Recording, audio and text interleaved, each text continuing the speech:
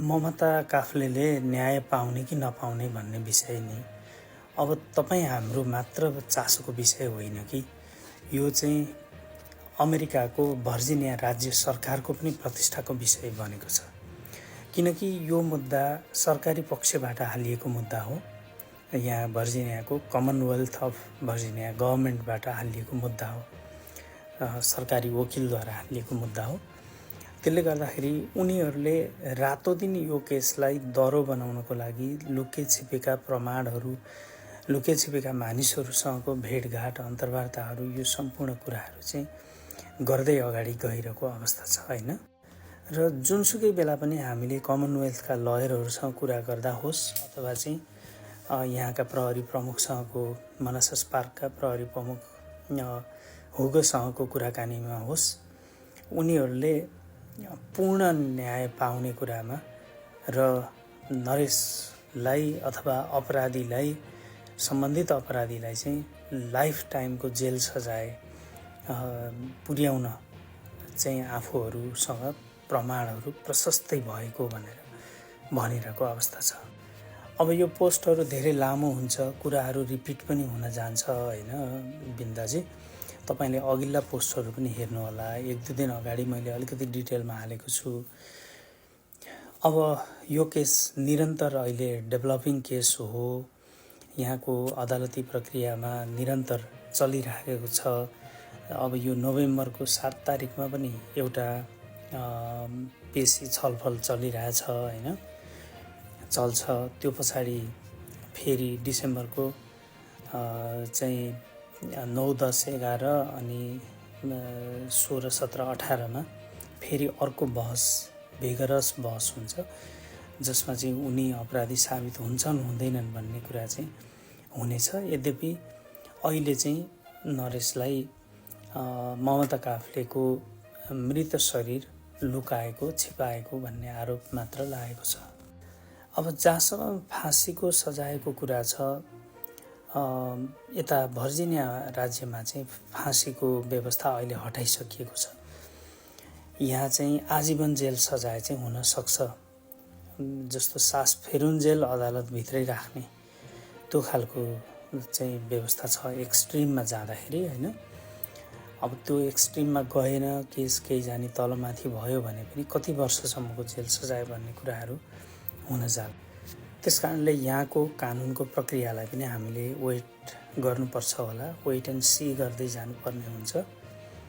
हतार गरेर चाहिँ केसहरू बिग्रिने पनि सम्भावना हुन्छ अनि हामीलाई पनि बढी ओभर एक्सपेक्टेसन पनि हुन जाने हुन्छ हैन। अब यहाँको अदालतले त प्रमाणहरूको आधारले नै काम कारबाही गर्ने हो। अब जहाँसम्म प्रमाणहरूको कुरा गर्ने हो भनेदेखि मैले अघिल्लो पोस्टमा पनि भनेको छु, सर्कमस्टान्सेस, एभिडेन्सेसहरू इनफ मात्रामा प्रहरीहरू अथवा चाहिँ कमनवेल्थसँग भइसकेको अवस्था छ अहिले। खाली डेड बडी मात्र नभेटिएको हो हैन, तर बडी त लुकाइ छिपाइ गरेको भन्ने आरोप छँदैछ हैन। त्यसकारणले त्यसरी केस चाहिँ अलिकति लाग्न चाहिँ सक्छ। अझै स्ट्रङ केस आउन बाँकी छन् हैन। तर पनि अब केही हुँदैन भन्ने कुरा चाहिँ होइन। सुँगुला स्वर्ग जान्छे छोरो कु खान पाइन्छ भन्थे र त्यस्तै क्या। त्यो मुला यत्रो वर्ष अमेरिकामा हुँदा केही नाप्न नसकेको रहेछ, जहाँ पनि सक्सेस नहुने, जबबाट पनि निकालिदिने। अनि त्यस्तोले पाए कस्तो त भन्दा ममता जस्तो ट्यालेन्ट केटी तरकारी बेचेर, सब्जी बेचेर पालेर पढाएर बढाएर कति संस्कार सिकाएर ठुली पारेको छोरी सरक्क टिको लाएर हातमा पायो, रजिस्टर्ड नर्स। अनि त्यो पाउने बित्तिकै 3 वर्ष नहुँदै त्यत्रो ठुलो घर जोडो। अनि छोरी जन्मिन कस्ती भन्दाखेरि लक्ष्मीको आगमन भयो। त्यस्ती चलाक, त्यस्ती चङ्क, त्यस्ती बाटी छोरी, जस्तो सुकै मुलेर घरमा छिर्दा पनि मुड फ्रेस गर्ने छोरी पायो। अनि कति कान्छी बुढी, त्यो रिटायर भएर थन्किँदाखेरि पनि कमाएर खुवाउन सक्ने बुढी पाएको। अनि गुखानेलाई पच्नु परेन, भाग्यमा हुनु परेन, भगवानले मात्रै दिएर मात्रै हुन्छ या थाप्न सक्नु परेन, खोइ थाप्न सकेको। अनि सबैले यसलाई मृत्युदण्ड भनिरहेछ। म चाहिँ के भन्छु भने यो चाहिँ यसरी तडपेर मर्नुपर्छ। त्यो छोरीले पछि बुझ्ने भएपछि सबै कुरा थाहा पाए पछाडि त्यो छोरीले हेड गरेको यसको मुखमा थुकेको अनि अर्काकी छोरीलाई दुःख दिँदाखेरि आफ्नो छोरीले आफूलाई अलिकति हेट गर्दा यस्तो पेन हुँदो रहेछ, मैले कसरी मारेँ नि मेरो बुढीलाई भनेर रात दिन तडपेर मर्नुपर्छ क्या। यसलाई तुरन्त मृत्युदण्ड दियो भने त सकिगयो नि, भोलिदेखि पुरै सकिन्छ, स्टोरी खतम। यसले तडपिनु पर्छ नि त, यसले पनि त्यो ममताको बाबुआमाले यसरी तडपिनु परेन त्यो छोरीले मुखमा थुक्ता कस्तो हुन्छ भनेर। मृत्युदण्ड होइन, यसलाई त तडपी मरेको हेर्न मन छ मलाई चाहिँ। ये पूरा मामला ममता काफले के केस से निकल के आ रहा है, जिसमें ममता काफले की मां ये कह रही हैं कि जब से इनकी सास इनकी मदद के नाम पे यूएसए पहुंची तब से ममता काफले की जिंदगी में बहुत सारी प्रॉब्लम शुरू हो गई।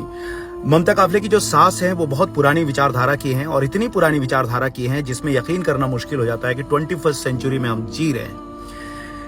नेपाल में एक प्रथा के अनुसार जब औरतें पीरियड से गुजर रही होती हैं तो इनको बिल्कुल अलग कर दिया जाता है, यहाँ तक कि इनके खाने पीने का भी ध्यान नहीं रखा जाता, जैसे कि किचन में घुसना तो मना ही होता है और भी बहुत सारी चीजों से बिल्कुल दरकिनार कर दिया जाता है और ये प्रक्रिया कम से कम 1 हफ्ते के लिए चलती है। अब ये मान करके चलिए अगर 1 हफ्ते तक यही प्रक्रिया चलनी है जिसमें पूरे तरीके से बच्ची के साथ एक माँ को अलग कर दिया जाता है, एक बच्ची को पालना पोसना कितना मुश्किल होता है क्योंकि वो घर के आम हिस्सों में नहीं जा सकती, घर की चीजों को ऐसे छू नहीं सकती और भी बहुत सारी पाबंदियां लगा दी जाती हैं।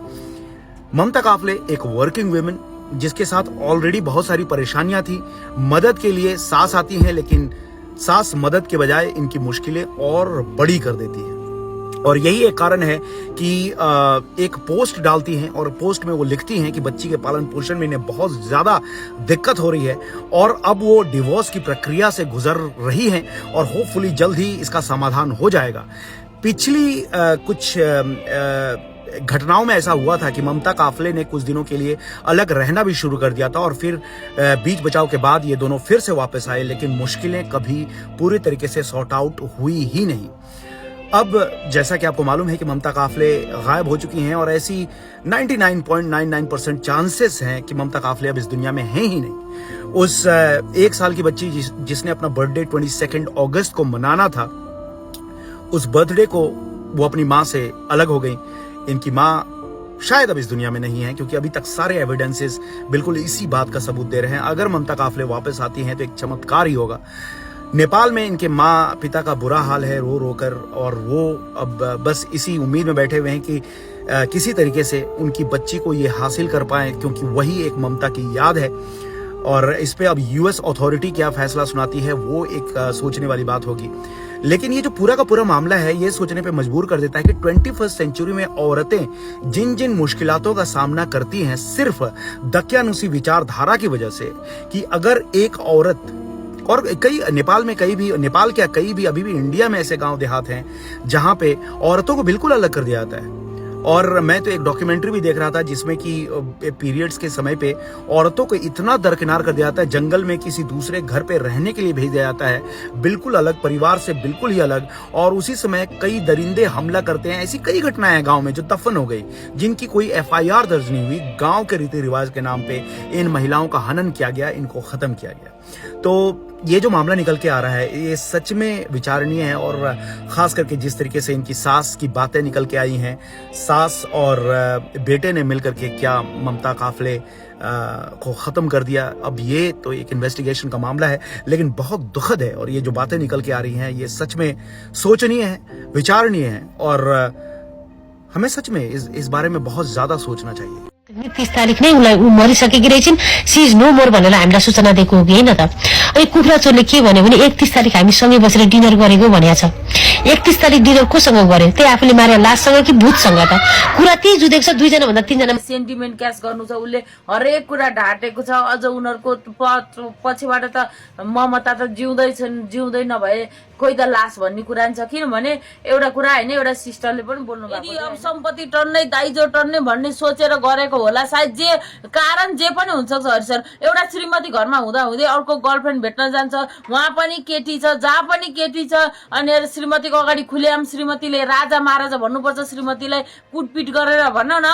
एउटा मान्छे नभएर चाहिँ वस्तु सामान जसरी युज गर्छ भने त्यो युज विडम्बना हैन। यति दुःख यति कष्ट त कसैले पनि भोगेको छैन होला। ममताले जतिकै त्यहाँ अमेरिका जस्तो देशमा गएर पनि घरेलु हिंसाको शिकार, श्रीमानबाट त्यस्तो हरकत, श्रीमान त्यस्तो हुनु भनेको एकदमै सुविधा भने अब विपक्षीको वकिल भने विपक्षीलाई नै जिताउनलाई लागि परेको हुन्छ। हरेक कोसिस हर सम्भवको कोसिस गरिरहेको छ ममताको कि लास लिएर, नभए मेरो पक्षलाई चाहिँ छोडिदेऊ भनौँ न, धरौटीमा रिहा गर्नुपर्छ तिमीहरूले भनेर लागि परेको छ। अब होइन धेरै कुराहरू छन् यहाँ चाहिँ प्रहरीले चाहिँ कतिसम्म गर्न सक्छ, मर्डर चार्ज